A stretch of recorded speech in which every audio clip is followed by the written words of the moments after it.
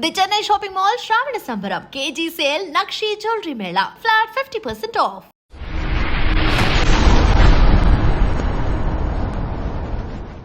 మీరు ఇందాక దేవుడిని నమ్ముతున్నాను అన్నారు. ఇప్పుడు చెప్తున్న స్టోరీస్ థియరీస్ అన్ని నేను అది చెప్తున్నా. నేను దేవుడిని నమ్ముతున్నాను ఎప్పుడు చెప్పాను, ఒక సృష్టి క్రియేట్ చేసింది ఒక ఆస్పెక్ట్, కానీ ఆ సృష్టికి మనం బతుకున్న దానికి సంబంధం లేదు. అందుకని నేను బాలాజీ గుడికి వెళ్ళి కొబ్బరికాయ కొడితే నాకు వస్తుందని నేను నమ్మను. ఇప్పుడు అర్థమైంది. మీరు బ్రహ్మని నమ్ముతారు కానీ విష్ణువుని శివుడిని నమ్మరు. ఎందుకంటే బ్రహ్మ సృష్టికర్త, ఓకే, బ్రహ్మ అని పేరు పెడితే ఓకే.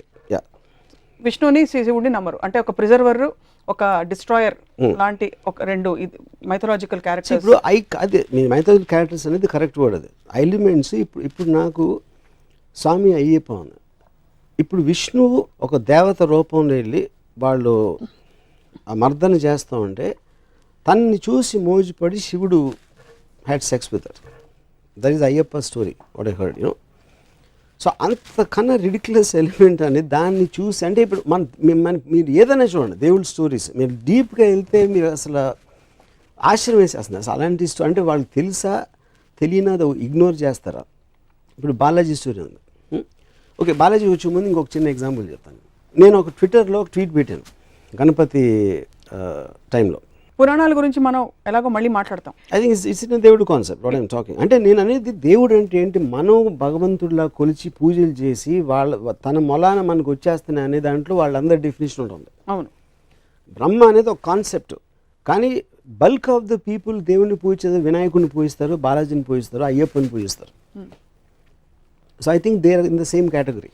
వర్మ గారి అభిప్రాయం దేవుడి గురించి అంటే ఆయన ప్రపంచాన్ని సృష్టించి వదిలేశారు, ఆయన పని అయిపోయినా ఆయన మూలను కూర్చున్నారు, అంతేనా? మనం అంటే ఇప్పుడు చీమలు ఉన్నాయి, దోమలు కూడా ఉన్నాయి, గొంగుళిపూర్లు ఉన్నాయి, బొద్దింకలు ఉన్నాయి. బొద్దింకలు ఎందుకు క్రియేట్ చేశారు? మనకి జలుబిచ్చే వైరస్ని ఎందుకు క్రియేట్ చేశాడు? మనుషుని క్రియేట్ చేసాడు, ఓకే, మనకు బాగానే ఉంటుంది కాబట్టి మనకు బాగానే ఉంది. బట్ అన్నిటినీ కూడా ఆ సృష్టి క్రియేట్ చేసింది. మీరు సినిమా కానీ మనిషిగా నాకు బొద్దింకలు దోమలు ఉండటం నాకు ఇష్టం లేదు. కానీ సృష్టి క్రియేట్, ఎందుకంటే నాతో సంబంధం లేకుండా తన ఇష్టం వచ్చినట్టు రకరకాల జీవరాశిని సృష్టించి పడేసాడు దేవుడు. ఓకే, సో అప్పుడు ఆ దేవుడికి నన్ను ఒక్కడనే బాగా చూసుకో, మిగతా అందరినీ పక్కన పెట్టేసి మిగతా జీవరాశులు అందరూ నాకు ఎందుకు అని కొబ్బరిగా కొట్టేస్తే నా పని చూసుకో అనే మనస్తత్వాన్ని దాని గురించి మాట్లాడుతున్నాను. సో ఇది భక్తులతో మీకు ప్రాబ్లం, దేవుడితో కాదైతే మీకు 100% మీకు భక్తులతో ప్రాబ్లం. రెండోది, మీరు జీవరాశులు ఎందుకు జలుబిచ్చే వైరస్ని క్రియేట్ చేస్తారంటే మీరు సినిమా తీస్తారు, కేవలం ఒక పోలీస్ని పెడితే సైకో మీరు సినిమా తీయచ్చు, మీరు సీరియల్ కిల్లర్ మీరు సినిమా తీయచ్చు. పోలీసులకు పని ఇవ్వాలంటే సీరియల్ కిల్లర్స్ ఉండాలి. కరెక్ట్. అలా మీకు పని పెట్టాలంటే, మనకు పని పెట్టాలంటే దేవుడు అన్ని రకాల జీవరాశుల్ని పెట్టి ఒక it's a play of various characters. You are speaking for him. What his intention is I don't know. You are putting words into God's mouth. Yeah. So, but it again still my answer stands for it. Whatever his intention is, he created.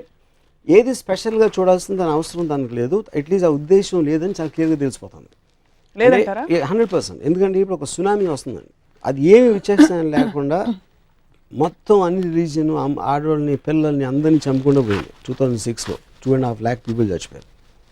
ఆ 2.5 lakh people ఒక common element of ఉంటుంది అనేది నేను నమ్మను. దాని తర్వాత may their souls rest at peace అంటారు ఎవరు మనోళ్ళు. ఏది చేసింది యాక్ట్ ఆఫ్ గాడ్ అని లీగల్ డెఫినేషన్ ఉంది. Any kind of a natural calamity is called act of God. That is actual definition legally speaking. Okay, దేవుడు సృష్టించిన దాని మూలం జరిగినది. అది జరిగినప్పుడు మీరు మీ మేనేజర్ తప్పు చేస్తాడు, లేకపోతే మీ గవర్నమెంట్ తప్పు చేస్తుంది, లేకపోతే మీ ఇంట్లో ఎవరో తప్పు చేస్తే మీరు ఇమీడియట్గా కోపం వస్తుంది. దాని వలన ఒక హామ్ క్రియేట్ అయినప్పుడు అంత పెద్ద హామ్ క్రియేట్ చేసిన దేవుడిని మాత్రం మీరు బ్లేమ్ చేయరు. ఎందుకు? భయం. ఎందుకంటే మీకు ఆఫీస్లో మేనేజర్ మారితే ఇంకోటి వస్తాడు, గవర్నమెంట్ మారితే ఇంకో గవర్నమెంట్ రావచ్చు, కానీ దేవుడు మారితే ఇంకెవడో రాలేడు. కాబట్టి ఆ ఒక్క హోప్ ఉండాలి. కాబట్టి భయంతో దేవుడిని మాత్రం ఎప్పుడు బ్లేమ్ చేయరు.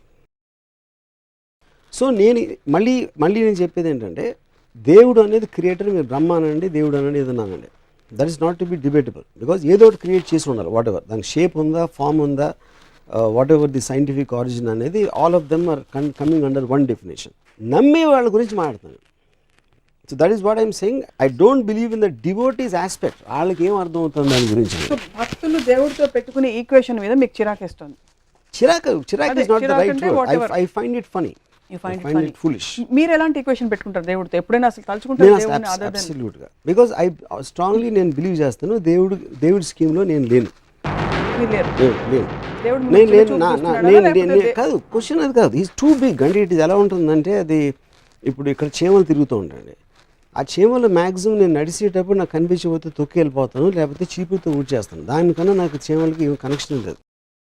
చీమ గురించి నేను ఆలోచిస్తాను అనుకుంటే ఎంత మూర్ఖత్వమో, ఏ మనిషి కూడా దేవుడు నా గురించి ఆలోచన అంతే మూర్ఖత్వం.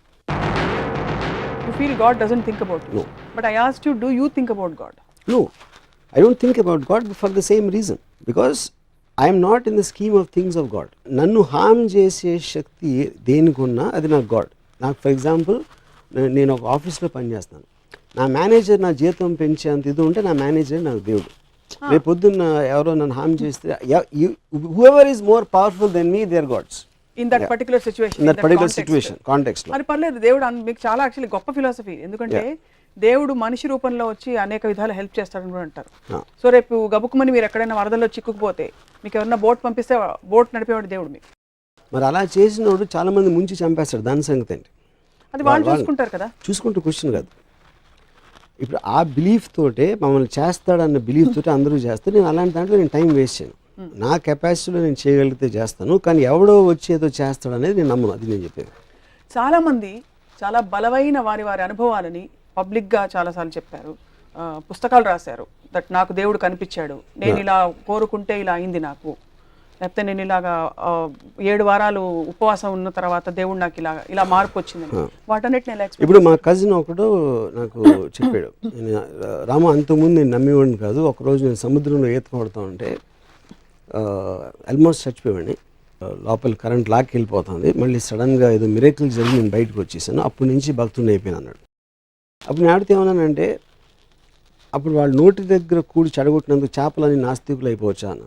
ఎందుకంటే నువ్వు చచ్చిపోయింటే ఆ చేపలు నేను తినేసి, చేపలు కూడా జీవులే, అవి కూడా భగవంతుడే సృష్టించాడు. అలాంటప్పుడు నువ్వు నోటి దగ్గర కూడి తీసేసినట్టే కదా దేవుడు నేను బతికేచి. సో నీకు పార్షియాలిటీ చూపించి వాళ్ళకి అన్యాయం చేసినందుకు ఆ చేపలని నాస్తికులు అయితే కరెక్టా అన్న. సో పాయింట్ అనేది, ఏది జరిగినా someone will benefit, someone won't benefit. మీరు తిరుపతికి వెళ్ళి నాకు ₹1,00,000 డబ్బులు కావాలి మీరు చేసేని కొబ్బరికాయ కొడితే ఆ ₹1,00,000 ఎవరు జేబు నుంచి వస్తాయి, పుట్టిరావు. అది మళ్ళీ క్రియేట్ చేయరు ఎవరు. సో ఒకటి లాభం ఇంకోటి నష్టం అవుతుంది, ఇంకోటి లాభం ఇంకోటి నష్టం అవుతుంది. So that is the order of nature and balance. బాగుంది, అంతవరకు ఓకే, కన్విన్స్డ్. ఎవరికి లాభం ఎవరికి నష్టం అనే అంశాన్ని వాట్ గవర్న్స్ ఇట్ మీ దృష్టిలో?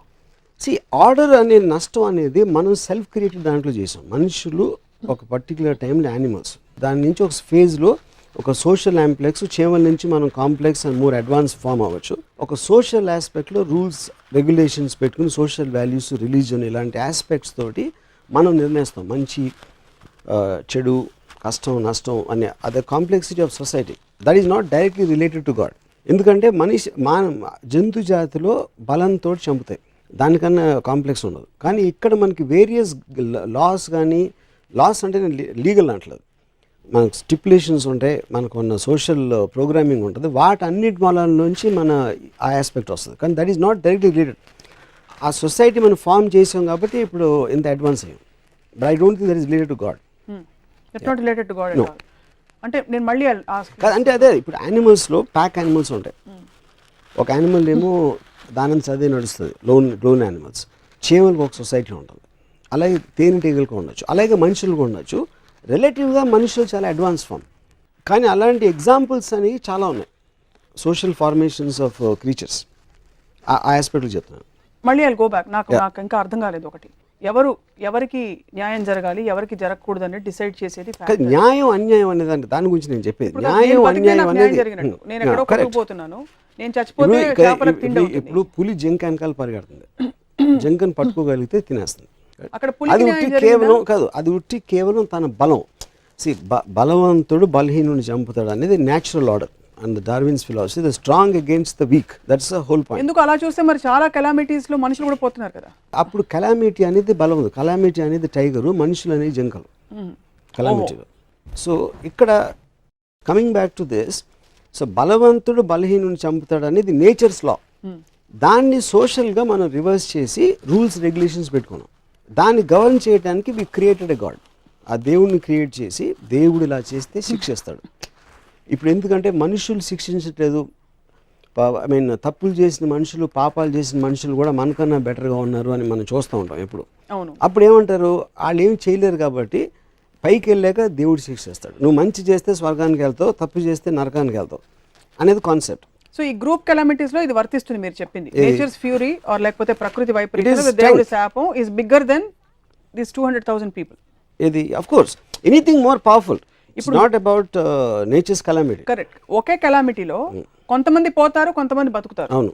అది ఎందుకు జరుగుతుందంటారు అయితే? అది నేను అడిగిన క్వశ్చన్. అప్పుడు ఆ డిస్క్రిమినేషన్ ఎందుకు చూపించడం అనేది నాకు క్లియర్ కట్గా తెలియకపోతే ఏ బేసిస్లో నేను ఆ సిస్టమ్ని నమ్మాలి? అదే నేను అడిగిన క్వశ్చన్. ఓహో. సో బేసికలీ వీళ్ళందరినీ ఈ కారణంతో నేను చంపేశాను, వీళ్ళందరినీ ఈ కారణంతో బతికిచ్చాను అన్నది క్లారిటీ ఉన్నప్పుడు ఇట్ ఈస్ లీగల్ సిస్టమ్. వీళ్ళు తప్పు చేస్తున్నారు కాబట్టి జైల్లో ఉన్నారు, వీళ్ళు తప్పు చేస్తున్నారు కాబట్టి ఉరిశిక్ష చేస్తున్నాం, మీరందరూ మంచిగా మిమ్మల్ని ఏం చేయట్లేదు అనే క్లారిటీ నాకు మామూలు మనిషి ఇచ్చినప్పుడు దేవుడు దానికన్నా ఎక్కువ ఇవ్వాలి. దేవుడు మనిషిని క్రియేట్ చేశాడు నాకు తెలియదు, కానీ మనిషి మాత్రం డెఫినెట్గా దేవుడిని క్రియేట్ చేశాడు. మనిషి ఎవరిని క్రియేట్ చేశాడు? బాలాజీని క్రియేట్ చేశాడు. పురుషులకైతే రంభ కౌగిళ్ళు ఉన్నాయి, ఆడవాళ్ళకి ఏముంటుంది? వాడు బ్యాడ్ స్క్రిప్ట్ రైటర్ అయితే ఆ గాడ్కి బ్యాడ్ స్టోరీ ఇచ్చాడు, గుడ్ స్క్రిప్ట్ రైటర్ అయితే బెటర్ బ్యాక్గ్రౌండ్ ఇచ్చాడు.